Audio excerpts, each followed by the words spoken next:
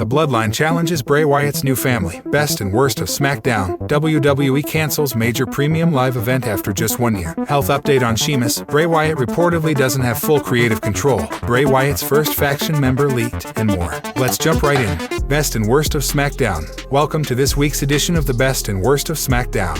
It was an interesting episode, although far from the high-quality programming that we are used to seeing every week these days. With that said, the good was really good, while the bad was simply not good. Overall, what can be said is that it did a good enough job of building up toward Crown Jewel 2022. Here are the ups and downs of the blue brand this week. Number 3. Best, Rey Mysterio picking up the win on SmackDown. Rey Mysterio is finally being handled well again. After a backstage confrontation with 2 members of the Imperium, he faced Ludwig Kaiser on SmackDown and defeated him. Mysterio will have momentum, and we expect the Intercontinental title match to be made official for Crown Jewel 2022. However, don't expect WWE legend Rey Mysterio to beat Intercontinental Champion Gunther. Number 2. Worst, a boring title match. The women's tag team champions Io Sky and Dakota Kai retained their titles against the newly formed duo of Raquel Rodriguez and Shotzi. We're not a fan of these random pairings, although we will admit that the result was the right one. With that said, minus the prowess of Io Sky and the intensity of Raquel, the match didn't do too much and it felt rather bland. Number 2. Best, Liv Morgan's edgy new character. Liv Morgan faced Sonya Deville on the latest episode of SmackDown, and while it didn't have a definitive outcome, they will likely have a rematch. It's clear that WWE is pushing Morgan into an edgier character, and this was perhaps the best thing that could come out of her losing the SmackDown Women's title to Ronda Rousey. The extreme Harley Quinn-esque character is almost set to be a heel, and if WWE decides to go in that direction, it can be an easy transition. Number 1. Worst, Braun Strowman vs. Omos and the lack of hype. Braun Strowman vs. Omos should be a dream match, but there seems to be a general lack of hype. The crowd didn't even go crazy for it, and that says a lot. It's unlikely to be an in-ring classic, but hopefully WWE can make the most of it. The way the first face-to-face was presented, it looks like Strowman is going to pick up the win at Crown Jewel 2022. However, the feud has been uninteresting as a whole. Number 1. Best, everything involving Bray Wyatt. Everything that involved Bray Wyatt this week on SmackDown was gold. From his promo that escalated to the QR code revealing his psychiatric evaluation to the tease of Uncle Howdy, it was all done to perfection. We still have more questions than answers, but perhaps that is the best way for WWE to keep stringing up interest levels. We love the fact that the QR codes haven't stopped despite Wyatt having made his return. WWE cancels major premium live event after just 1 year. Another development over the WWE Day 1 premium live event indicates that the show might have been canceled. Brandon Thurston of WrestleNomics recently reported that the event was canceled. The inaugural edition of the show was held on January 1st this year and was scheduled to return next year as well. The premium live event was slated to emanate from the State Farm Arena in Atlanta. However, recent developments seem to indicate that the show has well and truly been canceled. State Farm Arena in Atlanta, Georgia, is no longer advertising the Day 1 event. Instead, they are now advertising a dual-branded live event that will happen 2 days after Christmas on Tuesday, December 27th. Some of the advertised superstars include Drew McIntyre, Braun Strowman, Bobby Lashley, Bianca Belair, AJ Styles, Liv Morgan, and more. As of now, there seem to be no plans to reschedule the event, and this means that the Day 1 show will remain as a one-off. It was also reported earlier that Triple H and WWE are planning something different for the premium live event calendar in 2023, including the possibility of the King of the Ring returning. Roman Reigns was originally scheduled to defend his Universal title against Brock Lesnar at Day 1. However, some unforeseen events prevented Reigns from making it to the event. Lesnar was then added to the WWE Championship match. It was initially set to be a fatal 4-way bout where then champion Big E would defend his title against Kevin Owens, Bobby Lashley, and Seth Rollins. The Beast Incarnate emerged victorious on the night and went on to face Roman Reigns at WrestleMania 38, where the 2 world titles were combined. Other notable encounters on the show included Becky Lynch defending her Raw Women's title against Liv Morgan. Another high-profile bout saw Edge emerge victorious against The Miz. Was it the right call to cancel the PLE? Voice your thoughts and opinions in the comments below. Health update on Sheamus. Sheamus faced off against Solo Sikoa in a one-on-one matchup on the latest episode of SmackDown. It wasn't a great night for the Celtic Warrior as he fell victim to a mauling by the Bloodline. The 2 men put on a hard-hitting bout, exchanging some stiff shots in the ring. As the match progressed, a battle broke out at ringside between the Usos and the Brawling Brutes. As the Bloodline buried Butch and Holland under the announcer's desk, Sheamus came to their rescue. However, Sami Zayn distracted him for a moment, which allowed the enforcer of the Bloodline to grab the win after hitting the spinning solo. After the match, the Bloodline mounted a 4-on-1 beatdown on Sheamus. This culminated in the Usos placing his arm on the steel steps and smashing it with several chair shots. WWE later released an update stating that the leader of the Brawling Brutes suffered a non-displaced fracture near his elbow and was kept under observation. After an impressive yet tainted win over the former four-time world champion, Solo Sikoa was quick to share his jubilation on social media. The young Samo mocked his opponent in a tweet while announcing the Bloodline's domination over the company. Here's what the tweet read: "Banger after banger after banger after banger after banger. We the ones." This rivalry is far from over, as WWE has already announced that the Bloodline will once again be in action next week on the Blue brand, with Sami Zayn and Solo Sikoa taking on Butch and Ridge Holland of the Brawling Brutes. Do you think WWE is building towards a Bloodline versus the Brawling Brutes feud? Let us know your thoughts in the comments section below. Roman Reigns' return date revealed. The undisputed WWE Universal Champion Roman Reigns will be on SmackDown next week ahead of his huge title defense against Logan Paul at Crown Jewel on November 5th. The October 28th episode of SmackDown will emanate from the Enterprise Center in St. Louis, Mo. The show will air on FS1, as Fox will also be covering the MLB playoffs that week.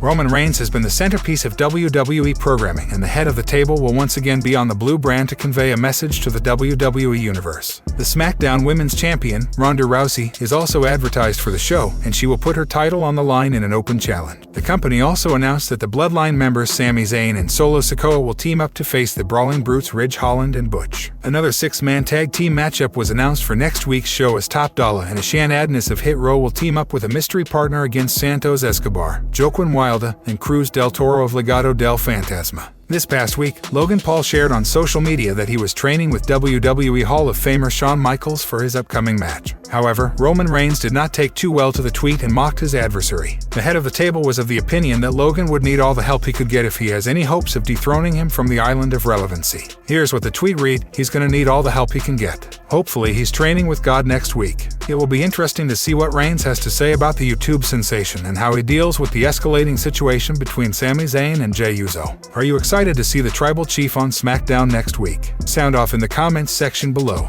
Bray Wyatt reportedly doesn't have full creative control. Recent reports regarding former Universal Champion Bray Wyatt's control over his character have come to the fore. Former Universal Champion Bray Wyatt set the entire wrestling world abuzz when he made a shocking return to WWE at Extreme Rules. However, the Eater of Worlds did not return as the Fiend and donned a new character along with a new theme song. It was speculated that the former world champion had complete control over his creative direction and was writing everything himself. However, according to Steve Carrier of Ringside News, the rumors aren't true. The report reveals that Bray Wyatt has a lot of input in what he's doing on TV, as do other superstars on the roster, but he isn't writing it alone. His creative direction is said to be a collaborative effort in WWE. The multi-time world champion has been assigned to the SmackDown brand. He made his return to the show last week, where he delivered an emotional promo. He was then interrupted by a video on the Titantron of a man sporting a spooky white mask. The identity of the person behind the mask is currently unknown. It's been widely rumored that the Eater of Worlds could start a new faction known as Wyatt 6. Former WWE star Eva Marie even teased being a part of the group on Twitter. However, nothing has been confirmed or made official yet. In the latest Wrestling Observer newsletter, Dave Meltzer reported that former Ring of Honor stars Vincent and Dutch are being considered as two potential members of the faction. Dutch and Vincent's name have been bandied about for Wyatt characters. It's worth noting that Dutch and Vincent were both reportedly backstage on Monday Night Raw last week. The WWE Universe will have to wait and see how things pan out in the near future. Are you excited that Bray Wyatt is back in WWE? Sound off in the comments below.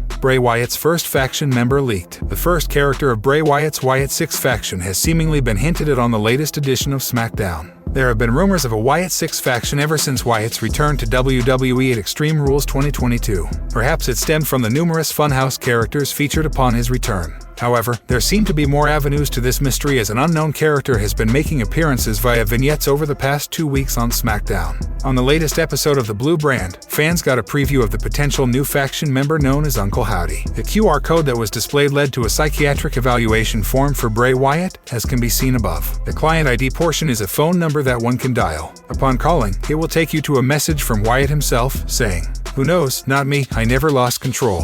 Who knows, not me, we never lost control." However, right after the QR code, fans got a first glimpse of the Uncle Howdy character. It should be noted that WWE filed a trademark for Uncle Howdy and Uncle Harper, with the latter presumably a tribute to the late great Luke Harper. Fans continue to witness new layers unfold each week with regard to Bray Wyatt. While there is speculation that Uncle Howdy could be his alter ego, there is also the possibility of the character being a part of the rumored Wyatt 6 faction. It remains to be seen who will be unveiled as the Uncle Howdy character in the weeks to come. Who do you think is Wyatt's Uncle Howdy character? Let us know in the comments section below. The Bloodline challenges Bray Wyatt's new family. Bray Wyatt's Firefly Funhouse puppets would be the perfect WWE Survivor Series 2022 opponents for Roman Reigns' Bloodline group, according to Solo Sikoa. The annual event will take place at the TD Garden in Boston, Massachusetts, on November 26th. This year's Survivor Series will feature War Games matches for the first time. Several factions are in the running to compete inside the steel structure, including the Bloodline, the Judgment Day, the OC, and the Brawling Brutes. In an interview with Sportskeeda Wrestling's Raju Dasgupta, Sikoa said he would like to face the OC. Alternatively, he would also be interested in stepping into the ring with characters from Wyatt's Firefly Funhouse. I think definitely the OC, or the Wyatt family, the new Wyatt family, Sikoa said. I see Bray Wyatt came back with some family members. We got some family members. I feel like, honestly, man, anybody that want to step up to us, which they haven't done yet, I think they know better. They already know what's gonna happen. Wyatt's characters previously appeared in Firefly Funhouse segments between 2019 and 2021. Excluding the horror-themed Fiend persona, Wyatt's creations were only presented as puppets until real people portrayed the characters at Extreme Rules 2022.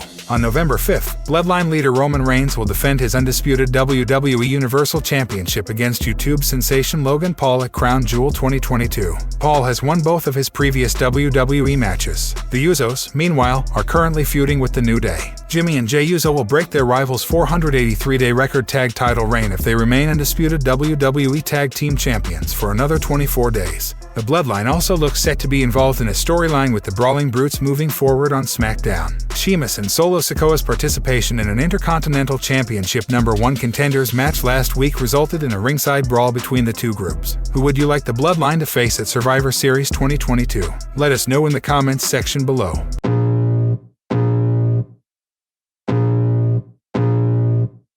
I can feel the blood creeping up from the heathens. Got will, got fight, got pride, got reason. If they wanna go eat, then you know I'm gon' feed them. If you're coming for me, hope you're ready for a demon. I got eyes in the back of my head, I'm seeing